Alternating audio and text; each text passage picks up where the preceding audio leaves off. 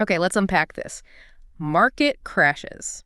They can feel like they just come out of nowhere, can't they? Absolutely. One minute things seem fine, the next, well, it's chaos. Yeah, exactly. But, history often shows there are maybe some whispers beforehand, some warning signs. That's right. And that's really what we want to dig into today. We're looking at these potential early signals that might suggest things could get bumpy. Think of this as a shortcut, maybe, to understanding those risks hiding beneath the surface. Not about predicting the future, obviously, but just getting a clearer view. Precisely. Our mission here is to unpack some key indicators, drawing on a really solid report so you, the listener, can sort of spot them and feel more informed. Right. It's about building a framework, isn't it, to understand what the smart money is watching. Exactly. And we're focusing on the top 5 economic indicators that, historically at least, have been pretty decent predictors of market trouble. Okay. But important caveat, no single one is a crystal ball. Yeah. Oh, absolutely not. You've got to look at them together. It's when several start flashing red, that's when you pay closer attention to the overall economic health. And you don't need like an advanced economics degree for this. We want to make these ideas clear, give you those aha moments. That's the goal. Clarity on market dynamics, potential weak spots. Okay, let's dive in. Indicator number 1, the inverted yield curve.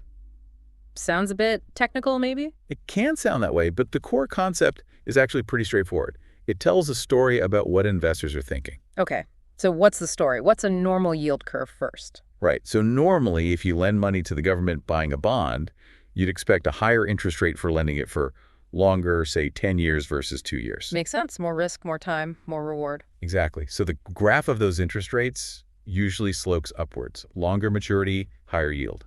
Got it. So inversion is the opposite. Precisely. It flips. Short-term interest rates actually climb higher than long-term rates. That's the inverted yield curve. Wow, okay. Why does that happen? What does it signify? It generally signals investor anxiety about the near-term future. They expect the economy to slow down, maybe even enter a recession. Ah, so they think the central bank will have to cut interest rates later on to stimulate growth.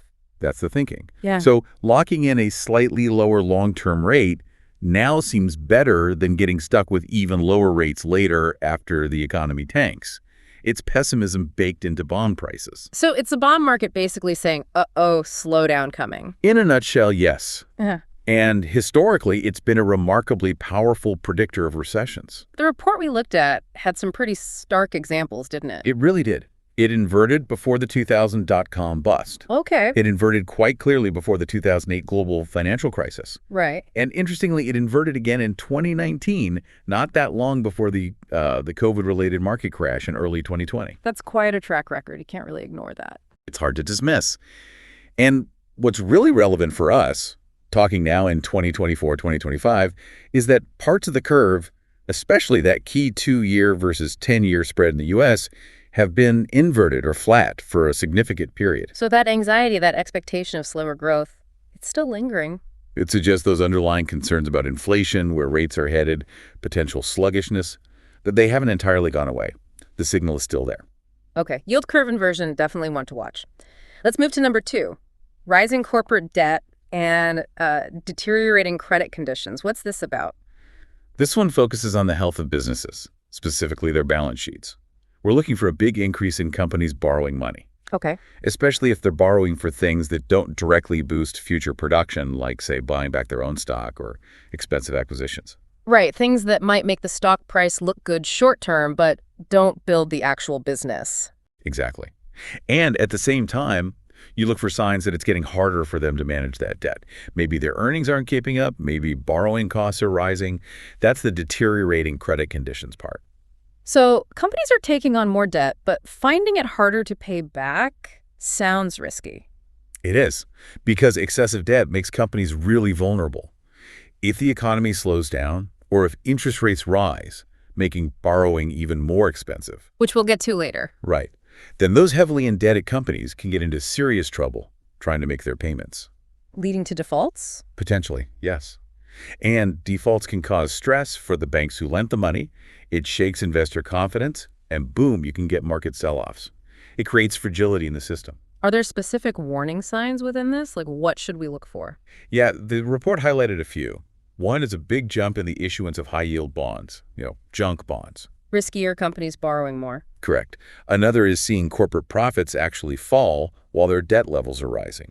That's a really bad combination. Yeah. And also watch the credit rating agencies, Moody's, S&P.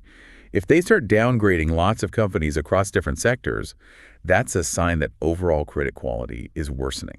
And we've seen this play out before, haven't we? Debt being a major factor in crashes. Oh, absolutely. 2008 was a prime example of massive leverage in finance and real estate. And even in 2020, during the COVID shock, the corporate bond market essentially froze up for a bit, became very illiquid, showing the underlying stress it needed central banks to step in forcefully.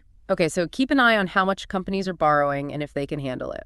Indicator number 3, this one feels very relevant lately, skyrocketing asset valuations. The report mentions PE ratios specifically. Yes, price to earnings ratios. It's a fundamental metric.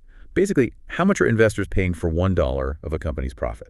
So you take the stock price, divide by earnings per share. Exactly. A high PE usually means investors are optimistic, expecting strong future growth, so they pay a premium now. But there's a limit, right? How high is too high? Well, that's the million-dollar question. But when PE ratios for the whole market or big sectors get way, way above their long-term historical averages, it suggests things might be getting frothy, overvalued. Meaning prices have run ahead of the actual business performance. Kind of, yeah. It means the market is pricing in a lot of future good news.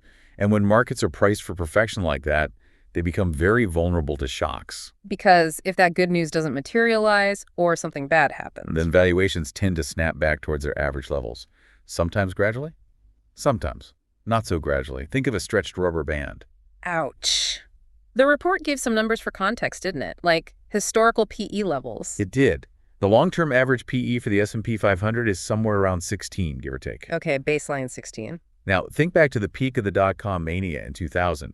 The S&P 500 PE hit something like 45? 45. Wow. Right. Okay, that's definitely high. Extremely high. And looking at today, 2024, 2025, well, maybe not that extreme across the board, we are seeing very elevated PEs, particularly in, tech AI-related stocks. So lots of optimism baked into those prices currently. A significant amount, yes, which is fine if the growth delivers, but it raises the stakes if it doesn't meet those lofty expectations. And PE isn't the only valuation measure, right? The report mentioned others. Correct. There's the SAPE ratio, Schiller PE, which smooths earnings over 10 years. That's often watched closely. Okay. Price to sales is useful for companies without consistent profits yet. And the Buffett indicator, total market cap relative to GDP. Yeah. If all these are flashing high, it strengthens the case that the market might be generally overvalued. Got it. Multiple ways to check if things look expensive. All right, number 4 takes us away from markets and companies, more to everyday people, consumer confidence and spending decline. Yeah, this is about household sentiment. Yeah. How are regular people feeling about the economy and their own finances? Indices like the Consumer Confidence Index or CCI try to measure that optimism. And retail sales data shows if they're actually, opening their wallets. Exactly. It's the combination, how they feel and what they do. A sharp drop in confidence or a noticeable slowdown in spending often comes before an economic downturn. Why is that such a big deal for the whole economy? Because consumer spending is the engine. In the U.S., it's something like 70% of GDP. It's huge. 70%? Wow. So if consumers get nervous maybe about inflation eating their paycheck or job security or falling house prices, they tend to pull back on spending, especially on bigger ticket items or discretionary stuff. And that hits businesses. Right. Lower sales, lower profits, maybe companies stop hiring or even start layoffs, which then makes consumers more nervous. That negative feedback loop again. Precisely. It can spiral downwards. And we've seen this connection before crashes, too. Confidence dropping first. Definitely. Before 2008, as housing started to wobble, consumer confidence fell significantly before the Lehman moment and the market panic. Okay. And in early 2020, confidence in spending just plummeted alongside the market as the pandemic hit and lockdowns began. The link is pretty clear. So where do we track this? You mentioned the CCI. Yeah, there are a couple of big surveys. The University of Michigan Consumer Sentiment Index is widely followed. The Conference Board also does a monthly consumer confidence index. Okay. And then you just watch the official monthly retail sales reports from the government. They give you the hard data on spending. Good to know. All right, 5th and final indicator, central bank policy tightening, basically rising interest rates. How does this fit in?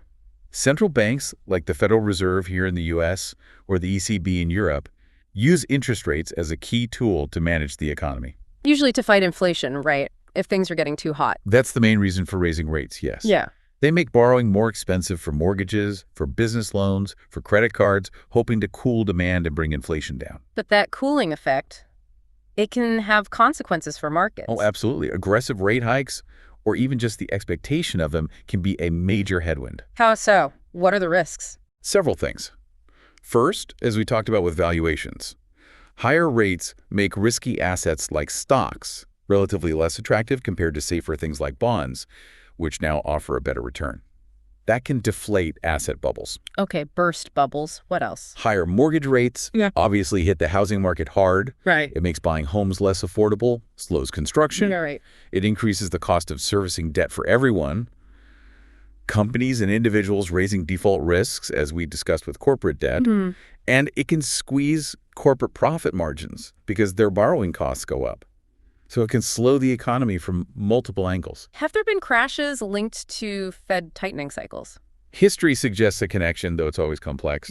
Some point to rate uncertainty around the 1987 crash. Right, yeah. The Fed hikes in 1999-2000 are seen as a factor in puncturing the dot-com bubble and the subsequent recession. Right, slowing the economy down. And very recently, the rapid global rate hikes in 2022-2023 to combat post-pandemic inflation definitely caused significant stress, especially in bond markets, and led to a major repricing of assets. So where are we now with this in 2024, 2025? Central banks seem to be in a tricky spot. Extremely tricky. They're trying to ensure inflation is truly beaten, but they desperately want to avoid causing a deep recession by keeping rates too high for too long. It's a tightrope walk. And the risk is they over-tighten or just keep rates high enough that something eventually breaks. That's the concern. Persistently high rates could continue to pressure markets, increase debt servicing costs, and potentially trigger corrections or expose hidden fragilities. It's a major focus. Okay, so let's pull this all together. We've got the inverted yield curve, rising corporate debt with shaky credit, sky-high asset prices, nervous consumers cutting back, and central banks tightening the screws with higher rates. That's the lineup. And the key point, as you said earlier, isn't any one of these in isolation, but when you see several of them lining up. Exactly. That's when the report suggests the overall economic environment becomes significantly more fragile and the risk of a market downturn increases substantially. No guarantees, but the odds shift. And the report also mentioned typical lead times, didn't it? Like how far in advance these signals might appear. It did give some historical averages, yeah. Yeah. The yield curve often inverts maybe 6 to 18 months before a recession. Okay, quite a lead time there. Corporate debt issues build up vulnerability, but the timing is trickier. High PE ratios might precede a correction by, say, 6 to 12 months. Right. Consumer confidence drops can sometimes lead the market by maybe 3 to 9 months. And the impact of central bank rate hikes can take anywhere from 3 to 18 months to fully filter through the economy and markets. So these things often build up over time. They don't just happen overnight. Usually, yes. It's more like watching clouds gather before a storm rather than a sudden lightning strike out of a clear blue sky. Right. So for everyone listening, we've really walked through these 5 big indicators. That inverted yield curve showing bond market pessimism, companies maybe borrowing too much, stocks looking potentially pricey, consumers getting worried and spending less, and the Fed or other central banks raising rates. Understanding these gives you a way to look past the sort of day-to-day noise, doesn't it? See the deeper currents. It absolutely does. It empowers you to have a more informed perspective on the potential risks that might be building. Which kind of leads to a final thought, maybe. Thinking about these indicators, are there particular areas, maybe in the economy or even in your own financial planning, where it makes sense to pay closer attention right now? That's a great question to ponder. And also, the report hinted at this too. Crashes aren't just numbers, they're psychological. How does understanding these underlying factors maybe change how we react, how investor sentiment shifts when these signs appear? Yeah, how might knowing about, say, high PEs affect your feeling when the market has a down day? Does it make you more cautious or... Exactly. How do these indicators interact? What other questions does this raise about stability versus risk in the months ahead? Definitely some food for thought.